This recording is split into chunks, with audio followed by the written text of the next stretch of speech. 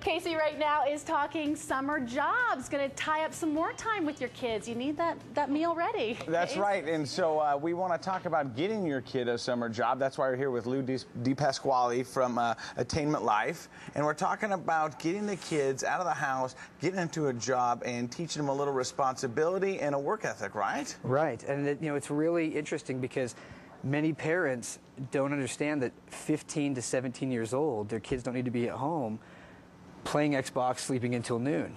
No, they can get out, they can make some cash, help out, and help out with some of their day-to-day costs. Right, and setting's important too, because some kids will do all right in outdoors, landscaping, on the go, and some are better in maybe an office setting, but there's a good size niche for everybody to find a job. And so you're telling me the age we want to focus on really is about 15 to 17, getting them out and getting their first real job. I mean, people have had lawn mowing jobs, they've had babysitting jobs, but how do you start getting a job for a 15 or 17-year-old? Well, first, I think community, church, contacts, parents play a vital role in properly encouraging their kids, not just to push them out, but to find something that they're interested in. If they have a car, they can drive anywhere, of course, for a job, but maybe even in close proximity, they have a bike, or they can walk or get a ride with a friend. But that cusp of junior high to high school can really get that work ethic, and they can make some money as well. How much should they be working, do you think, a 15 to 17-year-old a week? You know, are we talking 10, 20, 30 hours? Well, true. Even part-time. But part-time, they can still socialize, maybe travel with the family and be on vacation. Full-time, they can have a better financial understanding of what it's like to work a hard hour and make a buck, and that will really help them down the road. And what kind of life lessons are we teaching the kids?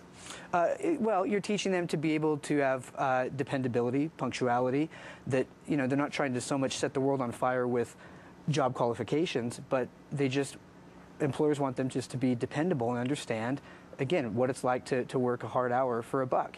Now, you're talking about a great network with parents, church, and community.